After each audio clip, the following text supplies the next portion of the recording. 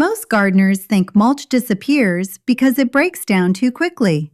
But from my experience, that usually is not the real issue.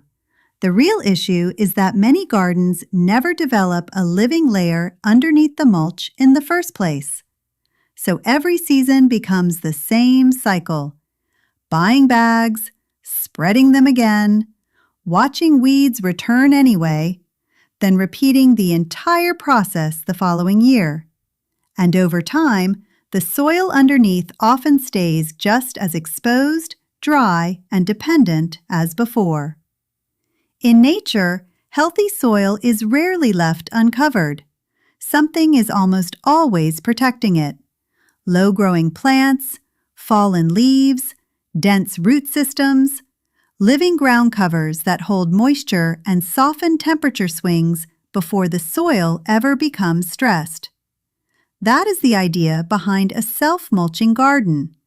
Not a zero-work garden, and definitely not a perfect garden, but a garden that slowly becomes more stable because the plants themselves start helping protect the soil over time. And what surprised me when I first started learning about this is how many of these plants were already sitting in ordinary home gardens. Some are flowers, some are herbs, some are cover crops most people barely think about. But underneath the surface, many of them are quietly doing the work people usually expect mulch bags to do: suppressing weeds, holding moisture, feeding soil biology, attracting pollinators, even helping cycle nutrients back into the topsoil naturally. So in this video, we are going to look at 9 plants that can help create a garden that gradually supports itself more each season. And just as importantly, we will also talk about where these plants work well, where they struggle, and how to avoid turning a good idea into an uncontrolled mess. Because living mulch works best when it becomes part of a balanced system, not just another thing added randomly to the garden. Originally native to the Mediterranean region, sweet alyssum spread through home gardens around the world because of its long flowering season, soft growth habit, and ability to thrive in relatively small garden spaces. And over time, many gardeners began noticing that alyssum was doing much more than simply adding color around vegetable beds.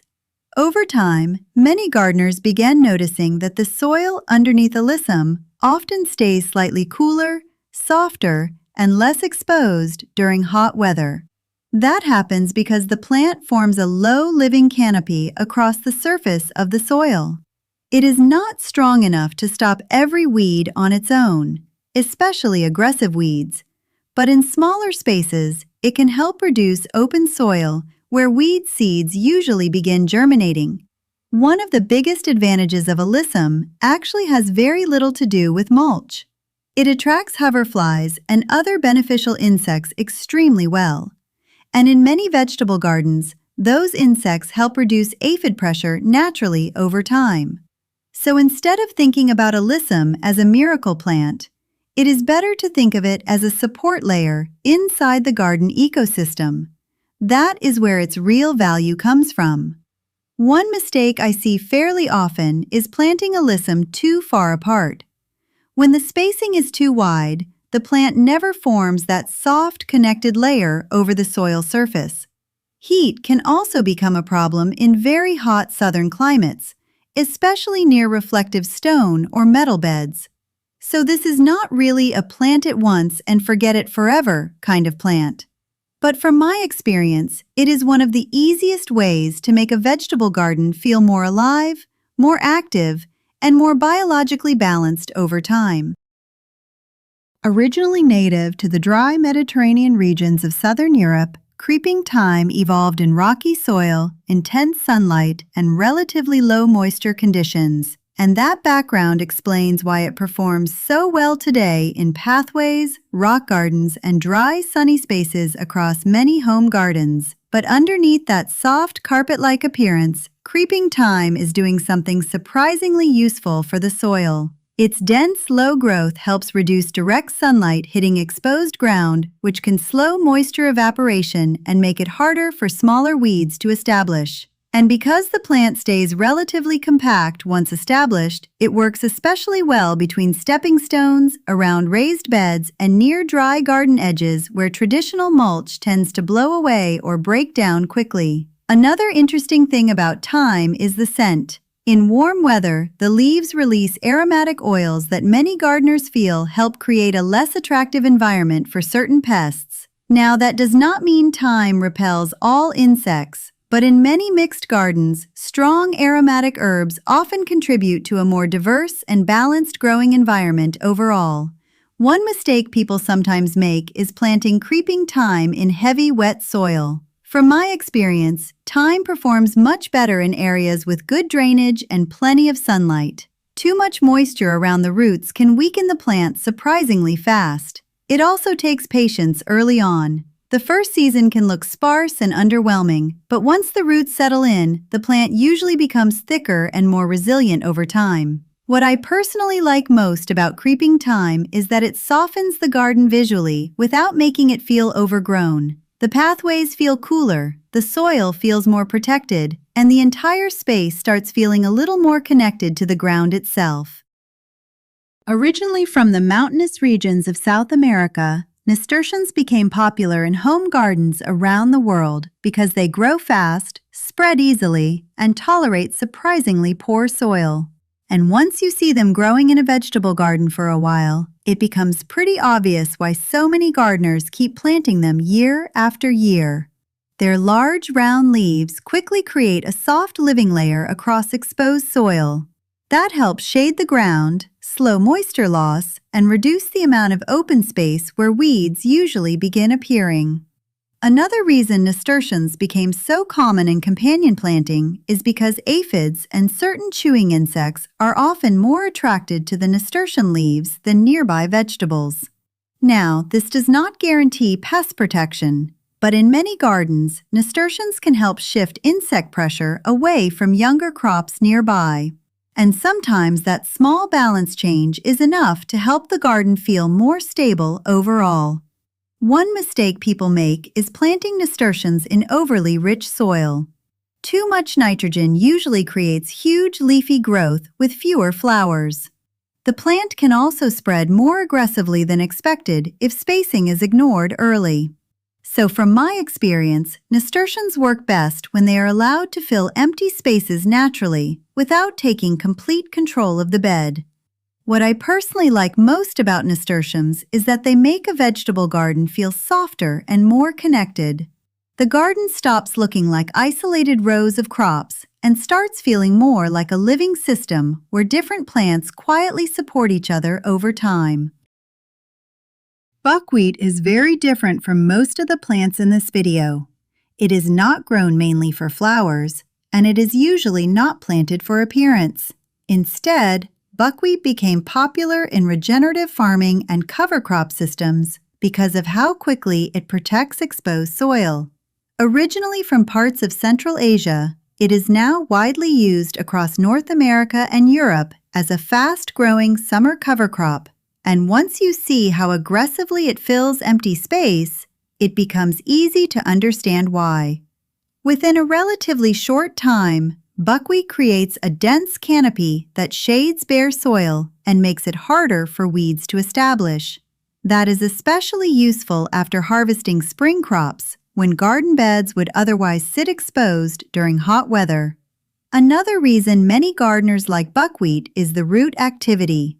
From my experience, soil underneath buckwheat often stays looser and more biologically active compared to completely bare beds baking in direct sun. The flowers also attract pollinators surprisingly well once blooming begins.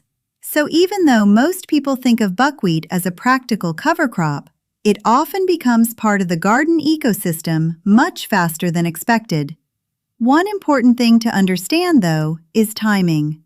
Buckwheat grows fast, but that also means it can reseed itself if left unmanaged too long. Many gardeners cut it down before full seed maturity, and leave the plant material directly on the soil surface as a natural mulch layer. It also prefers warm growing conditions. Cool temperatures usually slow it down quite a bit. What I personally like most about buckwheat is that it helps gardens recover between growing cycles instead of leaving the soil empty and stressed. The garden never really feels abandoned. Something is always growing, protecting, and feeding the soil underneath.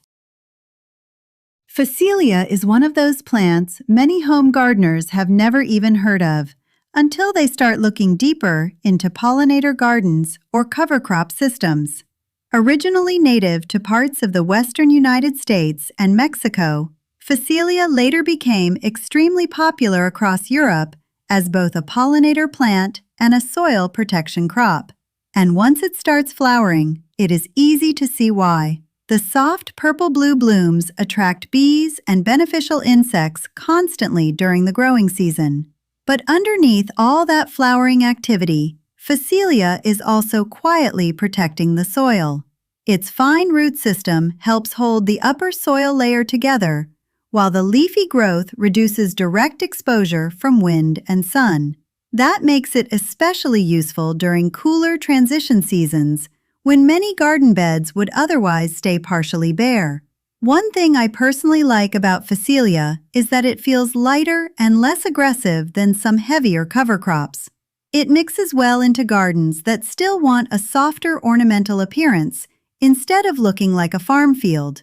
And because the flowers move constantly with insect activity, the garden starts feeling much more alive overall. One limitation, though, is heat. Phacelia generally performs better in milder temperatures and cooler growing windows. In very intense summer heat, especially dry southern climates, it may decline faster than expected. It also needs decent spacing and airflow once mature. Dense overcrowding can sometimes lead to weak lower growth or uneven flowering. What I think makes Phacelia special is the balance it creates between beauty and function. It protects the soil, supports pollinators, softens empty spaces, and still feels calm and natural inside a home garden rather than overly engineered. White clover is one of the most misunderstood plants in home gardening. For many years, especially across North America, people were taught to see clover as something unwanted in lawns. But long before modern lawn culture became popular, white clover was actually a very common part of mixed grass systems because of how it interacts with the soil. And that underground relationship is what makes it so valuable in self-mulching gardens today. White clover forms a low, dense layer that helps protect exposed soil from direct sun and heavy rain impact. But unlike many simple ground covers, clover also works with nitrogen-fixing bacteria around its roots. That means, over time, the plant can help contribute nitrogen back into the surrounding soil system naturally. Now, this does not mean clover replaces all fertilizing, and it certainly does not mean every garden suddenly becomes self-sustaining overnight. But in many vegetable gardens, orchard systems, and pathways, white clover can gradually help create healthier biological activity underneath the surface, especially when the soil is no longer constantly left bare. One important thing to understand, though, is competition. If clover is allowed to grow too densely around very young seedlings, it can compete for moisture and space early on. From my experience, it works best around established plants or in areas where the roots below are already relatively stable. It also performs much better with occasional trimming. Without management, the layer can sometimes become too thick and reduce airflow near the soil surface.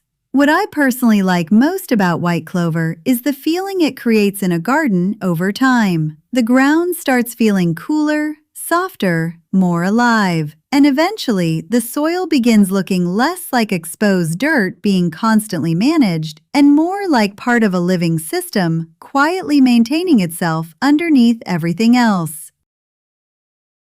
Oregano is usually thought of as a kitchen herb first, something small that grows in containers, raised beds, or near the back door for cooking. But originally from the Mediterranean region, oregano evolved in dry, rocky environments where plants had to survive intense sun, limited water, and thin soil. And that background is exactly why it works surprisingly well as a living mulch in many home gardens today. Once established, oregano forms a dense, low-growing layer that helps shade exposed soil and reduce moisture loss during hot weather. In drier climates especially, it often stays healthier longer than softer ground covers that struggle in extreme summer heat. Another thing that makes oregano useful is the scent. The leaves contain strong aromatic oils that many gardeners feel help create a more balanced insect environment around vegetable beds and pathways. Now, this does not make oregano a pest control solution by itself, but aromatic herbs often contribute to a garden that feels biologically more diverse overall. And because oregano flowers heavily once mature, it also attracts pollinators surprisingly well. One mistake people sometimes make is watering oregano too heavily. From my experience, oregano usually performs better with slightly drier conditions than many gardeners expect. Too much moisture can weaken the roots and make the plant less dense over time. It also benefits from occasional trimming. Without pruning, older growth can become woody and less effective as a soft, living ground layer. What I personally like most about oregano is that it blends usefulness and beauty together very naturally. It feeds pollinators, supports the soil surface, provides edible growth, and still feels calm and simple inside an ordinary backyard garden. Yarrow is one of those plants that quietly survives in places where many softer garden plants struggle. Originally native across parts of Europe, Asia, and North America, Yarrow has been growing in wild meadows and dry grasslands for a very long time. And that background explains a lot about how the plant behaves in a garden. Yarrow handles drought surprisingly well once established. Its deep and fibrous root system helps stabilize soil, while the feathery foliage creates a softer protective layer above the ground. That combination makes it especially useful in gardens trying to reduce constant watering and exposed dry soil. One reason many pollinator gardeners love yarrow is the insect activity around the flowers. The flat flower clusters attract a wide range of beneficial insects, including hoverflies, lacewings, and parasitic wasps. And over time, that diversity can help create a more balanced ecosystem around vegetable beds and fruit trees. Now, this does not mean yarrow solves pest problems by itself, but plants that support predator insects often become important pieces inside healthier long-term gardens. One thing to watch carefully, though, is spreading. In good conditions, yarrow can slowly naturalize and move outward over time. From my experience, it works best when given enough room to breathe without crowding smaller plants nearby. It also prefers strong sunlight. Too much shade usually creates weaker stems and thinner flowering. What I personally like most about yarrow is that it makes a garden feel more resilient, less fragile, less dependent on perfect conditions. It brings a kind of quiet wildness into the garden, while still helping support the soil and the living system underneath it. Comfrey is probably the closest thing in this video to a true long-term soil-building plant. Originally from parts of Europe and Western Asia, Comfrey became especially popular in permaculture gardens because of the way its deep roots interact with the soil over time. And unlike many shallow ground covers, Comfrey works far below the surface. Its roots reach deep into the ground, pulling up minerals and nutrients that often stay inaccessible to smaller plants near the topsoil. That is one reason many gardeners use Comfrey as a chop-and-drop mulch plant. The large leaves grow quickly, get cut back, and then break down directly on the soil surface, returning organic matter and nutrients back into the system naturally. What makes Comfrey interesting is that it is not really a neat decorative mulch. It is more like biological infrastructure for the garden. Once established, the plant produces huge amounts of biomass season after season. And over time, that continuous cycle of growth and decomposition can help improve moisture retention and soil texture underneath nearby plants, especially around fruit trees, orchard edges, and perennial beds. But comfrey also comes with important limitations. The roots grow extremely deep and can be very difficult to remove once fully established. So placement matters a lot. From my experience, comfrey works best in permanent areas where you already know you want long-term growth. It can also become overcrowded surprisingly fast if the leaves are never cut back. And because the plant grows so aggressively, smaller neighboring plants sometimes struggle if spacing is ignored. What I personally like most about comfrey is that it changes the way you think about fertility. Instead of constantly bringing material into the garden from outside, the garden slowly starts producing more of its own mulch over time. And that shift, more than anything else, is what makes a self-mulching garden begin feeling like a living system instead of a collection of separate plants. One thing I've noticed over the years is that healthy gardens rarely depend on just one solution. Not one fertilizer, not one mulch, not one perfect plant. What usually makes a garden feel stable over time is layering. Some plants protect the soil surface. Some attract pollinators. Some help cycle nutrients deeper underground. And some simply keep the garden from sitting exposed between seasons.